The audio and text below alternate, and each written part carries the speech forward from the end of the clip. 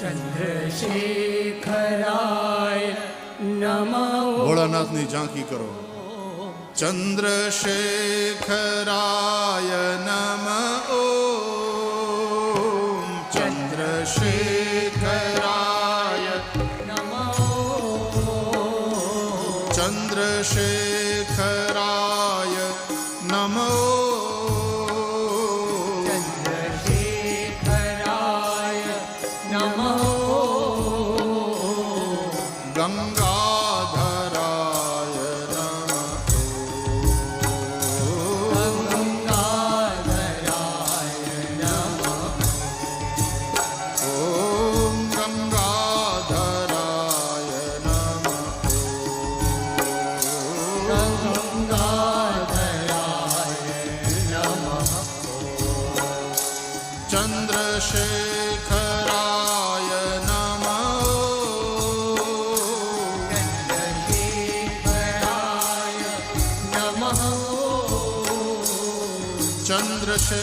ચંદ્રશેખરાય નમઃ.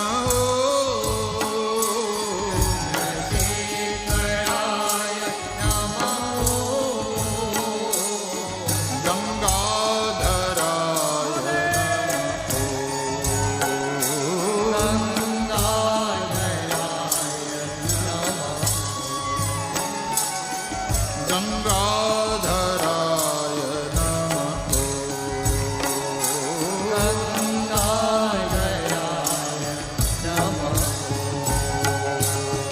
હર હર હરાય નમઃ.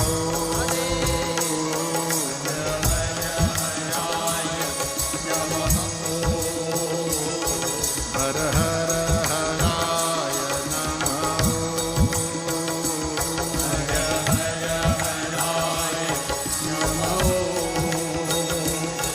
ગંગાધરાય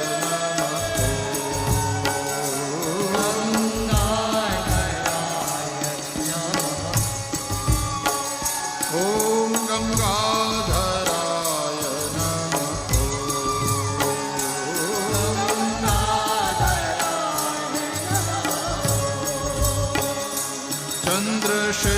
ચંદ્રશેખરાય નમઃ.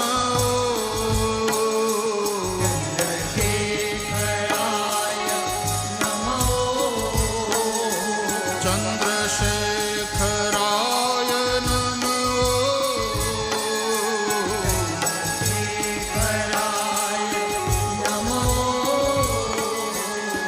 ગંગાધરાય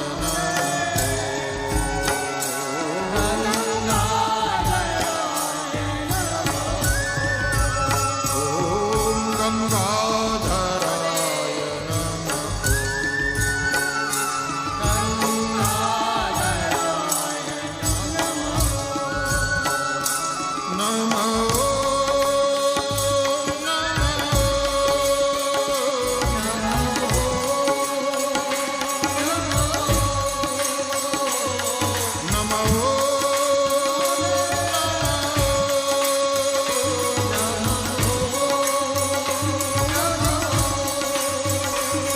નમઃ.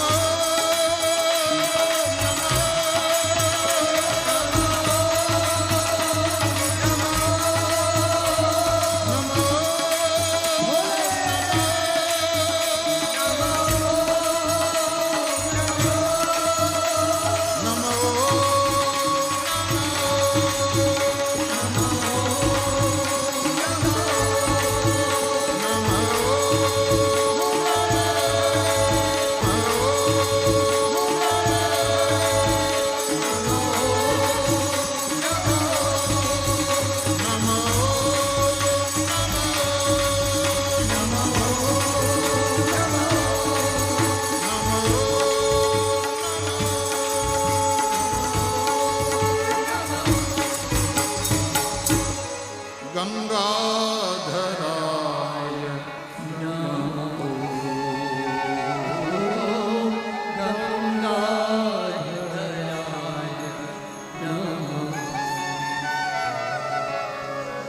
શ્રી દ્વારિકાધીશ કી જય.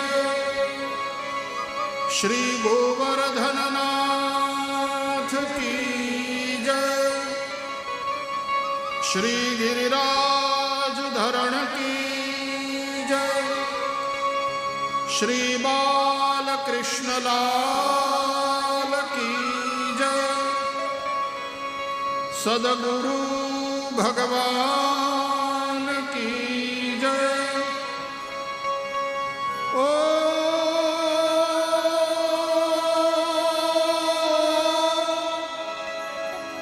नमः पार्वती पतये हर हर महादेव। जय जय श्री राधे, जय जय श्री राधे, जय जय श्री राधे, श्री वृंदावन बिहारी लाल की जय। સૌના હૃદયમાં વિરાજમાન પરમાત્માને પ્રણામ, સૌને જય સિયારામ, જય સિયારામ, જય શ્રી કૃષ્ણ, જય શ્રી કૃષ્ણ, હરિઓમ, હરિ જય દ્વારકાધીશ। જય દ્વારકાધીશ।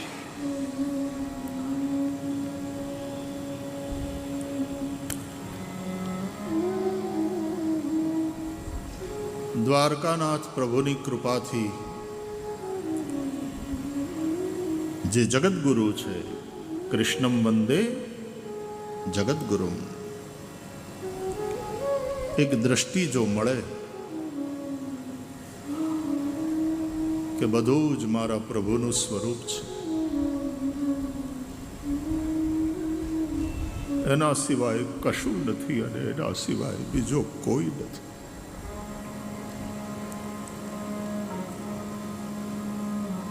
તો આ જે કંઈ થઈ રહ્યું છે એ બધું જ એ પરમાત્માની લીલા છે, આવું સમજાય।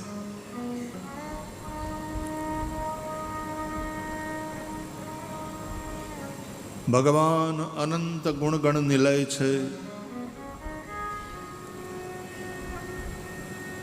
અને છતાં નિર્ગુણ છે। ભગવાન સર્વતંત્ર સ્વતંત્ર છે અને છતાં ભક્તિથી બંધાય છે।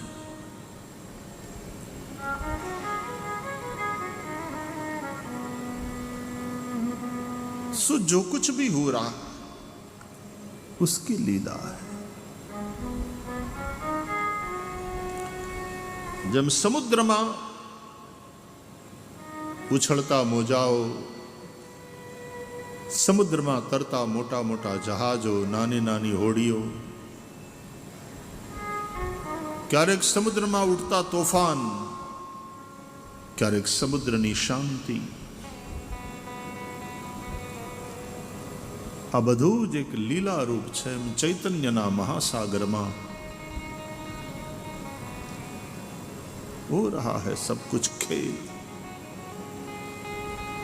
ચૈતન્યના મહાસાગરમાં થતી એ હલચલ એને પ્રબુદ્ધ પુરુષો લીલાના રૂપે જુએ છે, જોઈ જોઈ આનંદિત થાય છે, સ્વીકારે છે, પ્રભુને નમન કરે છે। આપણા મનના ગમા અને અણગમા આપણને એ ઘટનાઓથી પોઝિટિવલી અથવા તો નેગેટિવલી પ્રભાવિત કરે અને પરિણામે સુખ દુઃખના હિંચકે માણસ હિંચકતો જ રહે છે। વાસ્તવમાં સુખ દુઃખ જેવું કશું જ નથી। ન સૌખ્યમ ન દુઃખમ, ન પુણ્યમ ન પાપમ, ન સૌખ્યમ ન દુઃખમ, ન મંત્રો ન તીર્થમ, ન વેદા ન યજ્ઞા, અહમ ભોજનમ નૈવ ભોજ્યમ ન ભોક્તા, ચિદાનંદ રૂપ શિવોહમ। शिवोहम।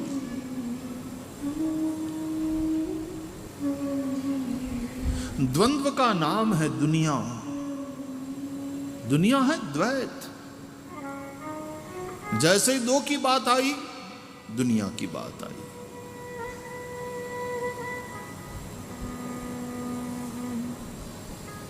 दो है तो व्यवहार शुरू हुआ। परमार्थ में तो अद्वैत ही है, एक अद्वितीय, एकम एव अद्वितीयम ब्रह्म।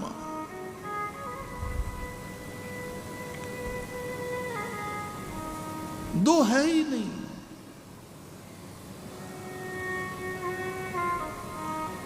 વૈજ્ઞાનિકો, ભૌતિક વૈજ્ઞાનિકો પણ કહે છે કે બિગ બેંગ થિયરી ઉપર વિચાર કરે છે અને એમ કહે છે કે આખું યુનિવર્સ એ બિગ બેંગથી થયું. પણ એ બિગ બેંગ પહેલા શું હતું? સિંગ્યુલારિટી.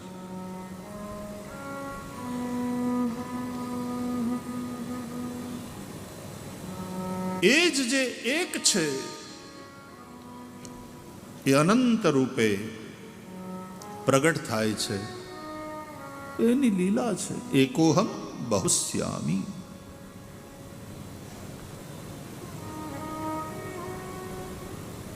શ્રીમદ ભાગવત સમજાવે છે કે આ જે કંઈ થઈ રહ્યું છે પ્રભુનો રાસ છે. કૃષ્ણમાં રહીએ તો રાસ, કાલ પણ એનું જ સ્વરૂપ છે, એમાં રહીએ તો હરાસ. હરાસ એટલે વિનાશ.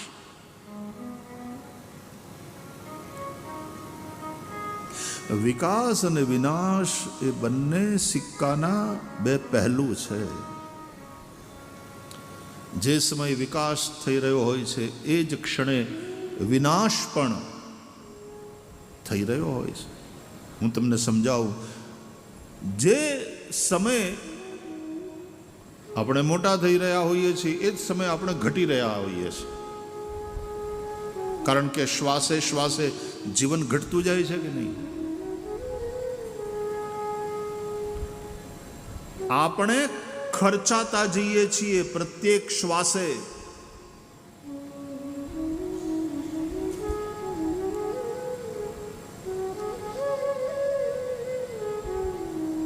અને પૂંજી બધી ખર્ચાઈ જાય, ઝીરો, જીવન સમાપ્ત.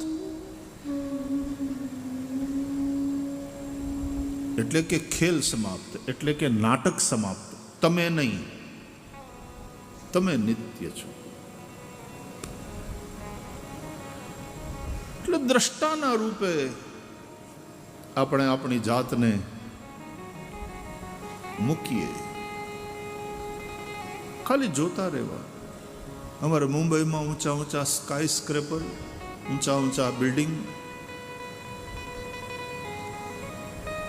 12મા 15મા માળની ગેલેરીમાં ઊભા ઊભા નીચે જોઈએ તો નીચે આમ રોડ ને વાહનો આવતા હોય ને જાતા હોય, વાહનોના હોર્ન વાગતા હોય, કોક વળી વચ્ચે સરઘસે નીકળે, પોલિટિકલ લોકોનું. ત્યાં થોડી વાર થાય તો બેન્ડ વાજા વાગે ને કોક વરરાજો નીકળે ભાડાના ઘોડા ઉપર. થોડા કલાક જાય ત્યાં કોકની નનામી નીકળે, કોઈક મૃત્યુ પામ્યું હોય એની નનામી નીકળે. અને આમ ગેલેરી ઉપર હાથ લટકાવી અને આ બધું જેતા હોઈએ. નથી ઓલો વરરાજો હગો થતો, ન તો ગુજરી ગયો એ કાંઈ હગો થાય છે. અને જે હગા થાય છે એની સાથે તે સંબંધ તમે માનેલો છે એ પાછું નાટક છે આ દુનિયાનું. કે આ પિતા ને આ પુત્ર ને આ માતા ને આ ભાઈ ને બંધુ ને સખા. ભગવાનની આરે વાતું કરો તો એમ કહો કે ત્વમેવ બંધુશ્ચ સખા ત્વમેવ, ત્વમેવ માતા ચ પિતા ત્વમેવ, ત્વમેવ બંધુશ્ચ સખા ત્વમેવ, ત્વમેવ વિદ્યા દ્રવિણમ ત્વમેવ, ત્વમેવ સર્વમ મમ દેવ દેવ.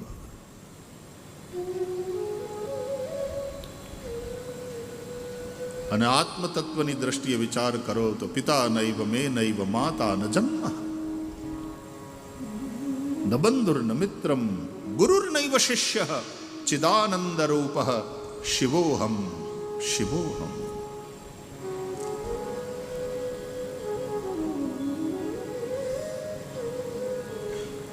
તો બિલ્ડિંગની ગેલેરી ઉપર ગેલેરીમાં ઊભા આપણે જે જોઈએ દ્રષ્ટા બનીને સાક્ષી ભાવે જોઈએ છીએ.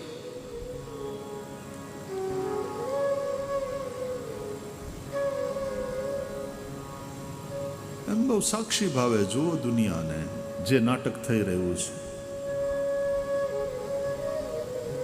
ઇન્વોલ્વ થઈએ એટલે તકલીફ છે, અને ઇન્વોલ્વ થયા પછી પાછું એટેચમેન્ટ. તમે જોયું હશે ઘણી વાર રસ્તામાં બાધાબાધી થાય, મારામારી થાય, ઝઘડો થઈ જાય ને 2 જણા બાધી પડે તો 10-15 જણા ભેગા થાય, એમાંથી વળી પાછો એકાદ જણો ડાયો થઈને એમાં ઇન્વોલ્વ થાય ને બાકીના બધા આમ કરીને જોતા હોય ઝઘડો. પણ ઓલો એની અંદર ઇન્વોલ્વ થાય ને એને એમ થાય કે હું જરા મોટો ભા થાઉં, અને એ સમજાવે કે એલા ભાઈ આમ બધાય નહીં, આમ શું થયું ના એ કરે, એમાં કાંઈ ખોટું નહીં, બરાબર છે ઇન્વોલ્વ થાય. પણ ઇન્વોલ્વ થાય તો ભગવાન ઇન્વોલ્વ થાય છે. કુરુક્ષેત્રના યુદ્ધમાં ઇન્વોલ્વ થયા ને, રામાયણમાં યુદ્ધ રામ લડ્યા અને કુરુક્ષેત્રમાં મહાભારતમાં લડાવ્યા. પણ બંને યુદ્ધમાં ભગવાન હતા. રામ પણ છે રાવણ સાથેના યુદ્ધમાં, કૃષ્ણ પણ છે. પણ જે અનાસક્ત ભાવે રામ લડે છે,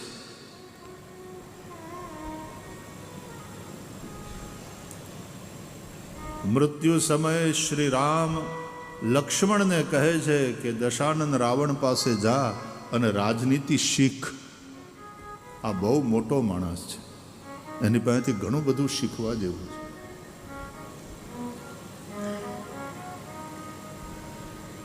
યુદ્ધની ભૂમિમાં પણ ક્રોધ ભલે કરે યોદ્ધા, દ્વેષ ન કરવો જોઈએ.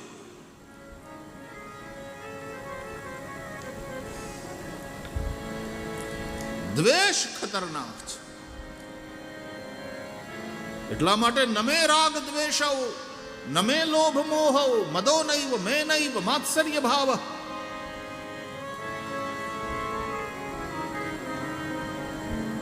રાગ અને દ્વેષ એ હેરાન કરે. બંનેમાં એટેચમેન્ટ છે. રાગ એટલે પોઝિટિવલી એટેચ થવું, દ્વેષ એટલે નેગેટિવલી પણ એટેચ થવું.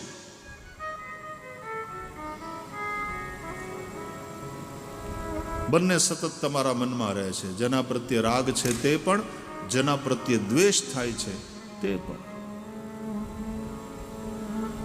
એટલા માટે સાંખ્ય દર્શનની દ્રષ્ટિએ તો રાગ અને દ્વેષથી રહિત સ્થિતિ એ ધ્યાન.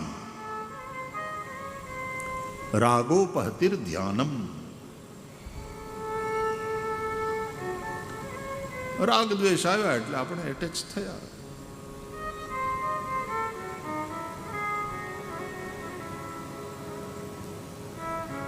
તોલો રોકવા જાય ને જે બે બાંધતા હોય ને, પછી એ રોકવા જવામાં ઘણીવાર એ પોતે પાર્ટી થઈ જાય, એટલો બધો ઇન્વોલ્વ થઈ જાય, પછી પોતાનો કાબુ પોતાના ઉપર ન રહે. તે મારામારીમાં એ ત્રીજી પાર્ટી થઈને પછી ઓલા બે આને મારે, તું વચ્ચે આવ્યો હું કામ, આમાં તારું કામ શું છે? તો એ બે ભેગા થઈને આને મારવા લે, અને બિલ્ડિંગના 12મા માળે ઓલો ઊભો બધાય ખેલ જોતો હોય. દ્રષ્ટાબા આવડો ઇન્વોલ્વ થયો, કારણ વગરનો ખોટો માર ખાવા ગયો. ઘણી વાર માણસ છે ને કોકના ઝઘડાને ઘરમાં લઈ આવે. રામ પોતે યુદ્ધ કરે છે અને છતાંય ક્યાંય એટેચ નથી. કૃષ્ણ પોતે છે કુરુક્ષેત્રના યુદ્ધમાં, लीला है।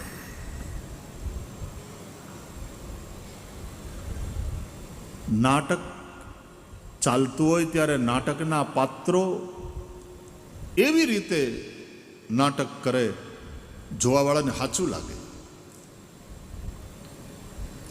પણ નાટક કરવાવાળા પાત્રોને ખબર છે કે આ બધું નાટક છે, આમાં કંઈ સાચું નથી. પણ જોવાવાળા ઘણીવાર એટલા બધા ઇન્વોલ્વ થઈ જાય, એને એટલું સાચું લાગે, રોવા માંડે. બોલો, ઓલ્યા બાદતા હોય, યુદ્ધ કરતા હોય ત્યાં આમ અઢેલીને બેઠા હોય સોફામાં, એને બદલે આમ થઈ જાય, માર માર, એ દે મારા, દે મારા, એટલા એક્સાઇટ થઈ જાય. અમે તો નાનપણમાં સિનેમા જોવા જતા જે દિવસે, ત્યારની વાત છે કે ફાઇટિંગના સીન આવે ને એટલે બધા એકદમ ત્યાં ખુરશીમાં જ હોય. કોઈ ગીત આવે, ઊભા થઈને બાથરૂમ જાય. ગીત આવે એટલે એને એમ થાય કે આપણે હાલો આંટો મારી આવીએ. બહાર જે આવે પછી ઓલા હું પોપકોર્નના પડીકા લઈ આવે. તો ફાઇટિંગનો સીન હોય તો એ મિસ ન કરે. માણસને શાંતિના સંગીત કરતા ફાઇટિંગમાં વધારે રસ છે. ઝઘડાખોર થઈ ગયો છે માણસને. પાછી મજાની વાત, નાટક તો જો વિશ્વ શાંતિની વાતો કરે.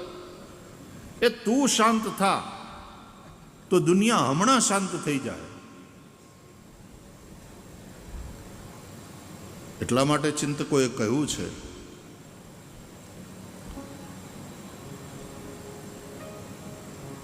કે વિશ્વમાં ક્યારેય શાંતિ હતી નહીં. યા તો વિશ્વના દેશો યુદ્ધ કરે છે, અને યુદ્ધ નથી કરતા ત્યારે શું કરે, તો કે યુદ્ધની તૈયારીમાં લાગેલા હોય છે. મૂંગા મૂંગા યુદ્ધની તૈયારી કરતા હોય, પણ એના મગજમાં તો યુદ્ધ છે.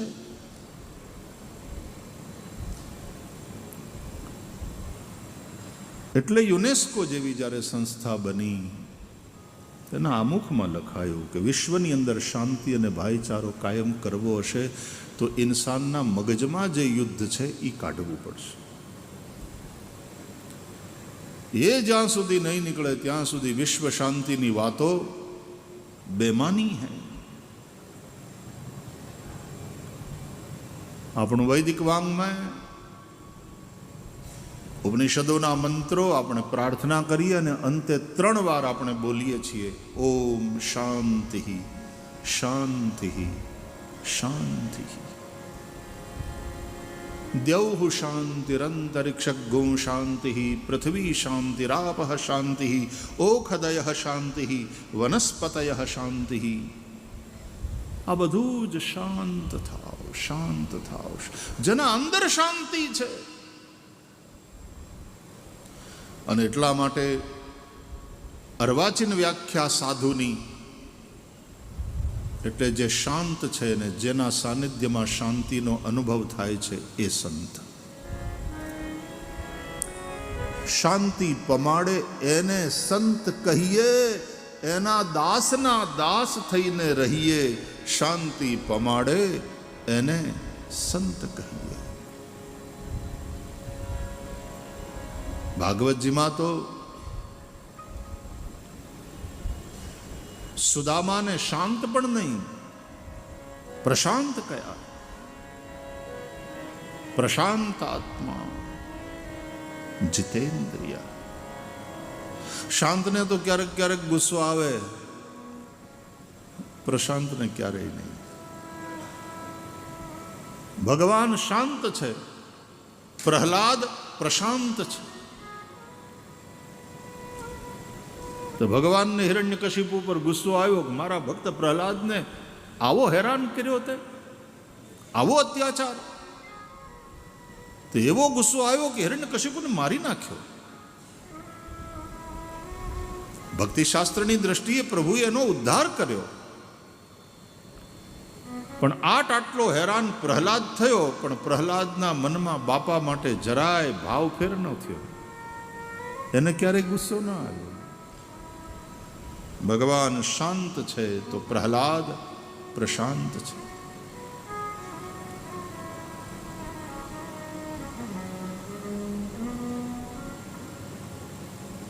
આ બધું થઈ રહ્યું છે, કોઈ કશું કરી નથી રહ્યું.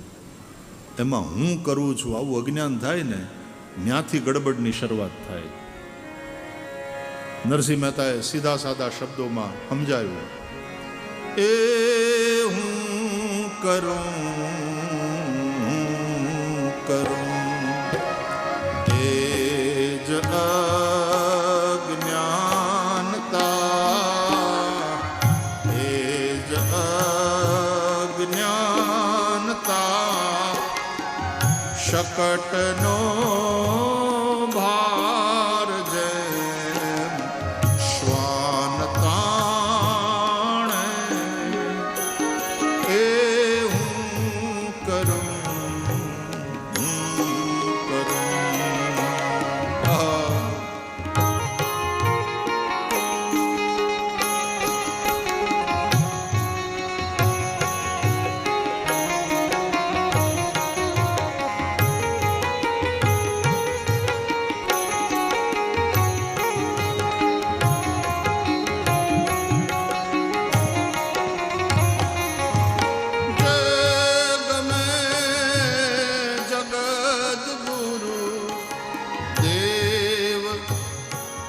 જગદીશને તે તણો ખરો ફોક કરવો,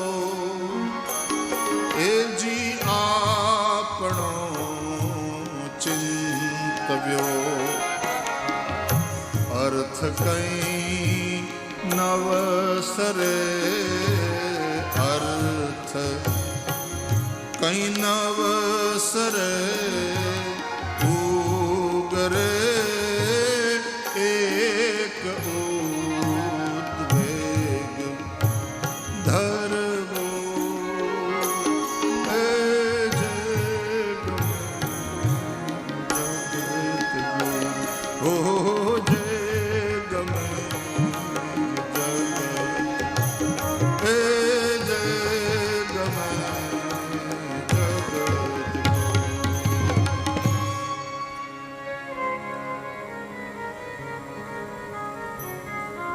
ઈસુએ પણ કહ્યું અંતે, thy shall be done. આપણા સંતોએ ગાયું, રઘુવર તારી મરજી, તું ઈચ્છે તે થાતું ભગવન કરવી ઠાલી અરજી. રઘુવર તારી મરજી, હરી